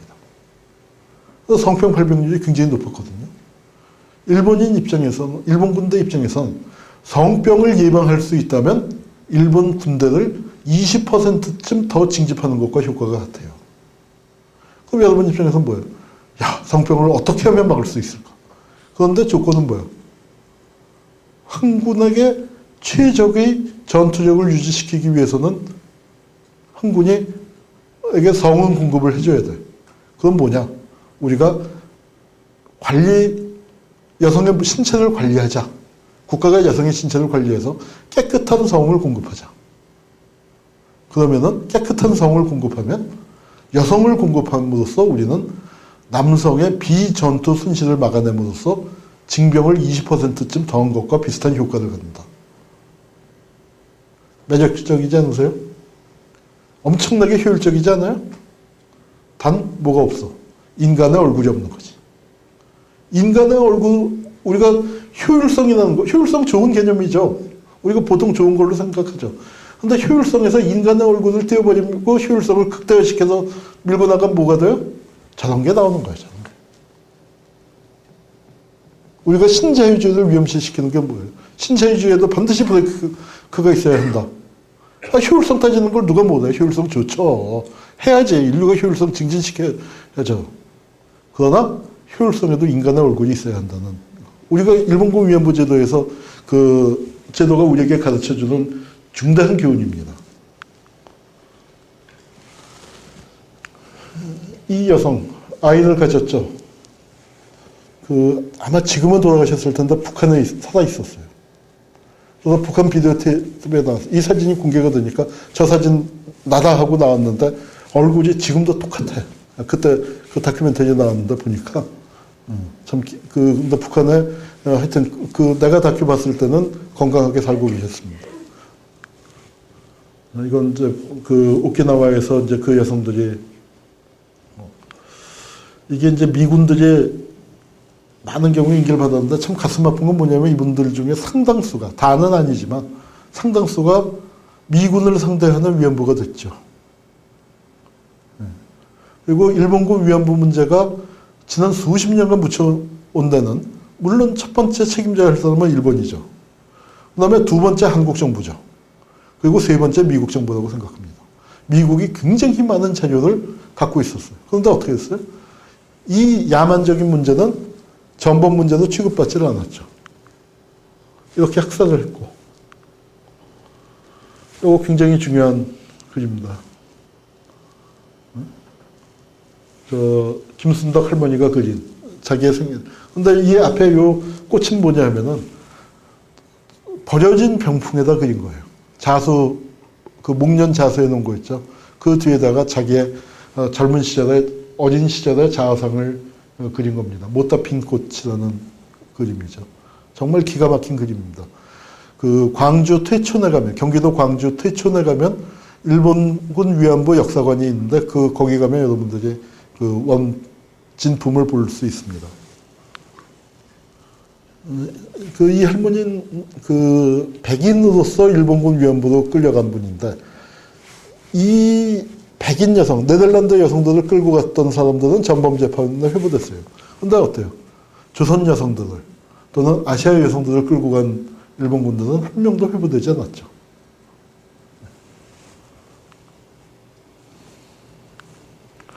그 할머니들이 매주 수요일 일본 대사관 앞에서 그 데모를 합니다. 여러분도 방학 때 혹시 서울에 가게 되면 매주 수요일 12시에 비가 오나 눈이 오나 바람이 부나 할머니들이 하고 있어요. 법이, 그 집시법에 대사관 앞에서 못하게 되어 있는데 그 법이 생기기 전부터 여기는 매주 하고 있어갖고 일본 대사관 앞에서 계속 하고 있습니다. 지금 곧 1000회를 돌파하게 됩니다. 말이 1000회지. 몇 년이에요? 14년을 한 거죠. 14년 넘게.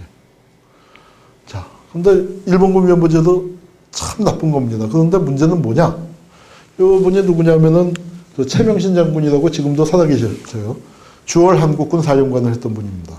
근데 이분이 한국전쟁 때 사단장이었는데 그 증언이 뭐냐면은 한국전쟁 때 이분 회고록에 나와요. 한국군이 위안부를 운영했다. 왜? 마찬가지 로직이죠.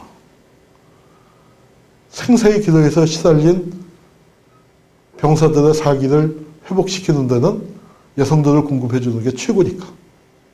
그래서 국가가 또는 군 당국이 이른바 모포부대를 운영했다는 얘기입니다. 이분이 회고록에 썼어요. 그래서 나도 그 최명신 장군을 인터뷰했는데 그 웃으면서 하는 얘기가 내가 이거 써갖고 그 선후배 동료들에게 박살이 났다고. 그런데 사실인데 어떡하냐고. 사실은 사실로 써야지. 이분은 일본군한테 배운 분이 아니에요. 근데 이분의 선후배들은 다 일본군 출신들이 많았죠.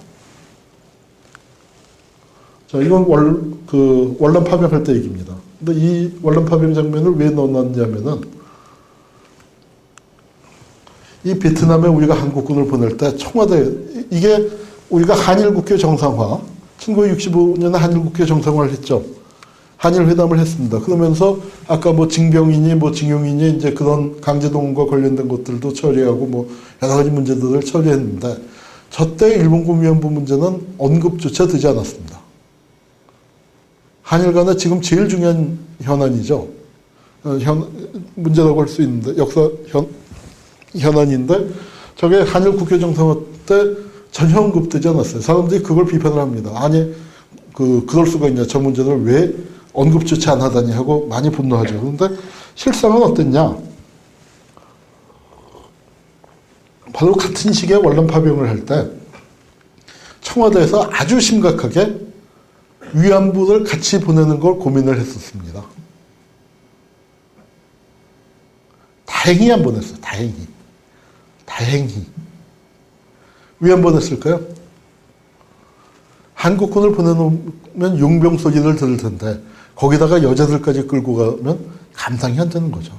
그 국제적인 비판을. 특히 북한에서 뭐라고 할까? 김일성이 지랄지랄 할 거 아니에요. 그런 게 감당이 안 되니까 다행히 안 보냈습니다. 다행히 안 보냈지만 주한미군을 상대로 한 여성들을 이때 어떻게 됐냐면 주한미군이 뭐 베트남으로 간다 뭐 그런 얘기가 많았었거든요. 주한미군을 붙잡아두기 위해서 여성들을 많이 공급을 하고 그 여성들을 국가가 관리하기 시작을 했어요. 깨끗하게. 그래서 이런 검진소를 짓고 아까 그 일본군 위안부 검진했던 것과 똑같은 방식으로 검진증을 만들고 검진 동두천에 뭐 그 미군 부대가 있는 지역에 그 아가씨들을 검진하기 시작했습니다. 그리고 국가에서는 그걸 뭐라고 불렀냐면 기지촌 정화운동이라고 불렀고 그 아가씨들을 불러놓고서 정신교육을 많이 했죠. 누가 했냐? 장차관이나 청와대 수석이 가서 했습니다. 그러면서 뭐라고 했냐면 여러분은 온몸으로 달러를 벌어들이는 산업전세인 동시에 온몸으로 미군을 붙잡아두는 안보역군이다. 국가가 그 여성들을 산업전세이자 안보역군이라고 불러줬어요. 그런데 뭐 그런 그 메커니즘은 어때요? 국가가 여성을 공급하고 군대를 위해서 여성을 동원하고 성적으로 공급하고 그리고 그것을 깨끗한 성을 공급하기 위해서 검진하는 방식. 그게 뭐예요? 그게 바로 국가 관리 매춘 아니에요. 국가 관리 매춘, 국가 관리 강간에 의한 성폭력에 의한 바로 일본군 위안부 제도의 본질이 살아있는 거죠. 여러분 우리가 일제 잔재라고 얘기하는 게 이런 부분입니다.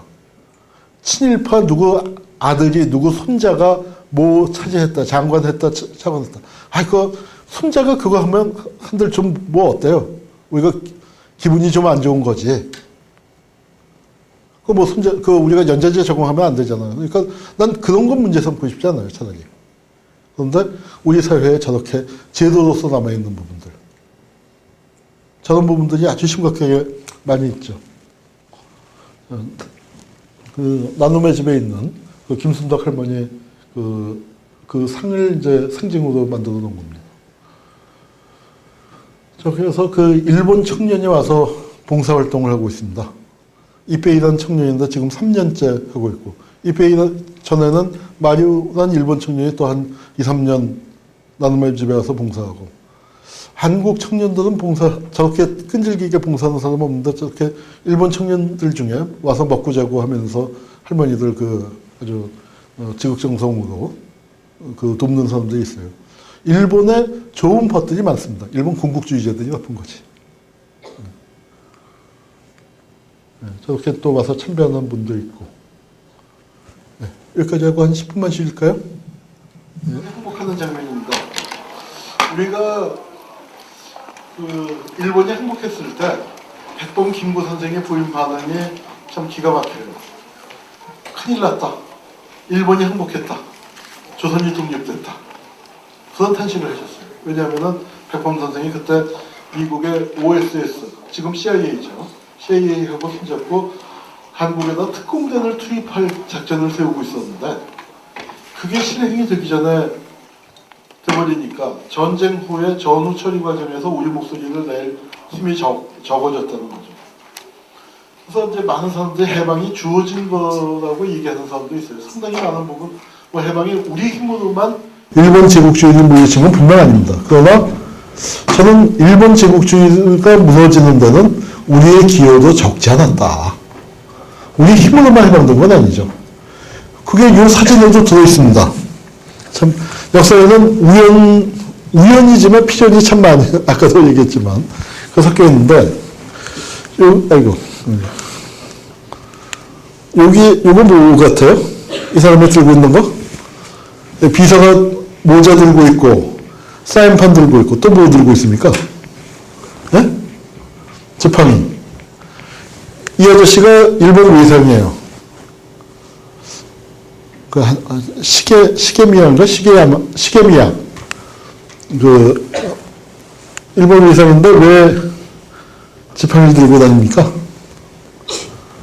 1932년도에 상해 영사였어요. 뭐 기억나는 거 없어요? 연관되는 거? 아까 윤봉길 의사 나왔죠? 윤봉길 의사가 폭탄 던졌을 때 단상에 있었어. 그래서 어떻게 됐어? 다리 오른쪽 다리를 잘랐습니다. 즉, 일본 위상 항복받으러 가는 위상이 쩔뚝쩔뚝 하면서 지팡이를 짚고 갔는데, 그 일본 위상이 입은 상처가 뭐예요? 조선 독립운동가에 의해서 입은 거죠. 그러니까 바로 이 사진 속에도 사진을 잘 보면, 이거 일본이 미국한테 무조건 항복하는 것 같지만 미주의 함상에서 저 일본의 한 발짝 한 발짝에 조선 독립운동가들의 피와 땀이 서려 있는 것이죠. 이거 해방 이후에 약간 연출된 사진 같긴 해요. 그런데 해방 이후에 그러나 진한 감동이 그럼에도 불구하고 묻어나는 사진입니다. 왜? 그 아저씨들 보세요. 머리 다 짧죠? 그리고 여기 저 뒤가 저게 아마 무학재인 것 같아. 그럼 여기가 어디쯤 되느냐? 바로 서대문 형무소 앞길입니다. 서대문 형무소에서 풀려난 독립운동가들이에요. 해방돼서 웅문이 열리고 사람들이 나오는 그 해방, 그 기쁨을 만세로 부르고 있는 겁니다. 자, 여러분 좀 기막히지 않으세요? 이게 38선입니다. 어? 이게 38선이에요. 이놈의 38선이 이렇게 생겼습니다. 38선은 실제 하는 선이 아니죠. 가상으로 적도에서부터 북극까지를 편의상 90등분을 해갖고 수학 각도, 원 각도 90등분을 해갖고 그 중에서 38번째로 집어넣은 게 38선이란 말이에요. 저걸 왜 분단선이 됐습니까? 우리 운명이 참 기가 막혔던 거예요. 저것 때문에 38선이 가로막혀 의도가도 못하고 저것 때문에 저걸 투자고 전쟁이 일어나고 저것 때문에 죽고 산 사람이 얼만데 저걸 어떻게 정해졌느냐. 미군 대령들이 한반도를 부살했으면 좋겠는데 한국 지도를 갖고 와서 거기 무슨 중요한 경계선이나 행정구역성의 경계선이나 아니면 자연적인 조건 뭐 큰 강이나 산맥이나 그런 거 있을 테니까 그걸로 한번 찾아보자 하고 지도 갖고 와봐라 했는데 마침 지도가 그런 게 표시가 안 된 행정구역이 표시가 안 된 지도밖에 없었대요.